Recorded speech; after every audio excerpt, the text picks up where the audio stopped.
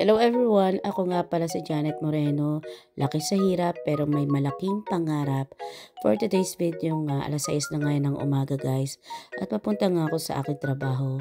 Naglakad na nga lang ako papunta sa trabaho dahil maulan nga at 10 minutes by walk lang naman. Madalas ko na nga pala kayo isasama dito para makita nyo rin kung ano yung mga ginagawa ko. Sa totoo lang mas madaling magtrabaho dito, hindi kagaya sa bahay. Mabusisi ang linis, bawat sulok kailangan linisin. Dito, ang main role ko lang, mag-vacuum, mag-mop, at linisin yung mga toilet. Dito nga pala ginagawa yung mga extension activity ng mga bata. Dahil nga madalas umuulan dito sa The Netherlands at sobrang lamig tuwing winter. Kaya dito na-extend yung mga indoor activity nila. Hindi lamang mga bata ang gumagamit dito guys. Kahit yung mga elders dito rin nila ginagawa yung mga indoor activities nila.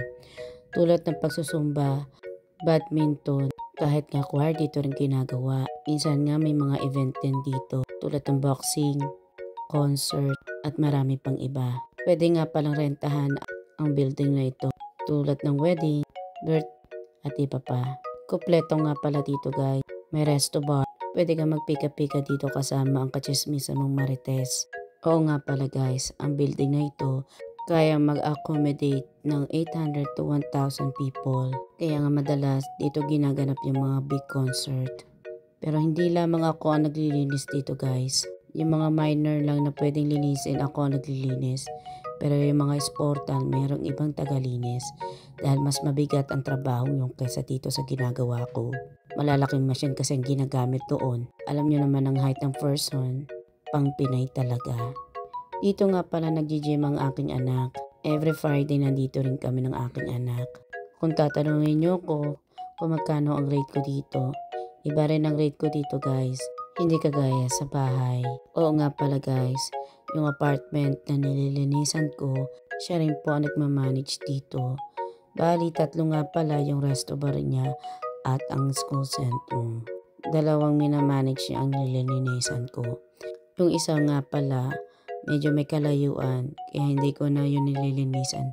Dahil nga medyo may kalayuan dito sa bahay. Sabi ko, saka ko nalilinisan yun kapag may sasakyan na ako. Pero kailangan ko nga muna matuto. Twice a week ko nga pala ito nililinisan guys. Every Thursday and Sunday. Alas 6 nga pala ako nag-i-start dito guys. Dahil kapag nag-start ako ng late, marami ng tao nagdadatingan. At ayokong nadadatnan nila ako naglilinis. Medyo mahasel yun. Bukod nga pala sa mga toilet, entrance, resto bar, nililinisan ko nga rin pala ang library. Oo, meron pala ditong library sa loob guys. At napakadali nga lang linisan yun dahil vacuum lang yun, wiping and mopping. Meron din pala ditong paraplu, parang meet place ng mga elders. Lalo na yung mga naboboard sa bahay, pumupunta sila doon. At doon nga pala nila ginagawa rin ang mga activity nila. At bayad din yun guys. Ito nga pala yung library na sinasabi ko. Hindi ganun kalakihan, hindi kagaya doon sa may Maitrek sa bandang city. Nagpahinga muna ang first one, napagod eh. Dito naman guys, ako naman ang bahala kung gusto ko magpahinga. Pero minsan kasi yung 3 oras kapos tayo. Kumukuha lang ako ng 10 to 15 minutes para magpahinga. Ang kagandahan, walang tagasita. Dito naman guys, halimbawa 3 oras yung oras ko at tatapos ako na mas maaga.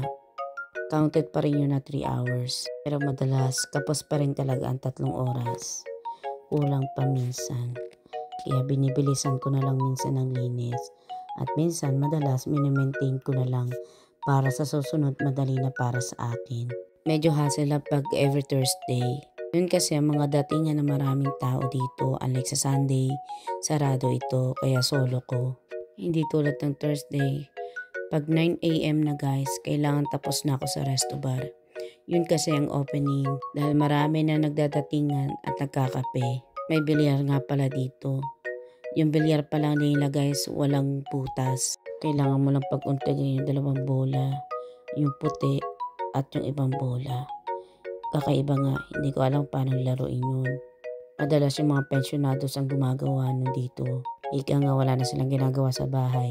Ini-enjoy na lang nila yung pension nila at matanda na nga sila. Ayun guys, ang nagustuhan ko dito guys. Hindi mo kailangang mag-uniform. Siyempre, kailangan mo pa rin magdamit at maging mabango, di ba? Oo nga pala. Dito nga pala guys, may bayad ang library.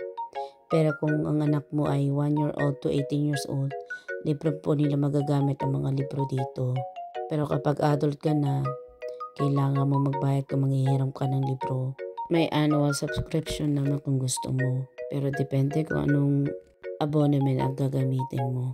Pero pwede mo rin naman gamitin ang card ng anak mo kung gusto mo. Wala namang problema. Madalas ngayon ang ginagawa ng mga magulang dito para makalibre lang ng libro. Ang mga Netherlands pala guys ay mahilig magbasa. Kung tayo mahilig mag-scroll ng Facebook at makimarites, sila madalas hawak nila ay libro. Kaya nga sa bahay guys, puno ng libro. Pero hindi ko rin maintindihan kasi Netherlands. 15 to 20 minutes ko nga lang pala ito nililinisan guys. Kasi after nito, yung meet-up place naman ng mga matatanda ang lilinisan ko. Doon naman guys, hindi naman maselan. Basta lagi mo lang itatapon yung basurahan nila. Yun talaga ang bilin nila. Ang kapangitan nga lang dito guys, kapag bakasyon ng bata, bakasyon din ako. At wala yan bayad dahil self-employed ako. Pero kung under ako ng company nila, kahit bakasyon sila, bayad ako. Pero mas pinili ko nga maging self-employed. After ko nga maglinis guys, ay dumiretso nga ako dito sa Jumbo para bumili ng lunch.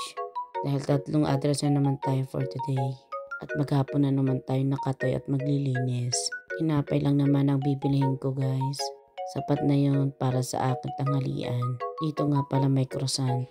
4 na piraso, €4. Medyo nagmahal na nga mga tinapay dito guys. Kaya taste muna tayo sa croissant. Nakakabusog naman yan. Makalat nga lang kainin. Gusto ko nga pala ito palamanan ng cheddar cheese. Kaya kumuha na rin ako ng isang pack. So yun lamang guys for today's video. Bye bye!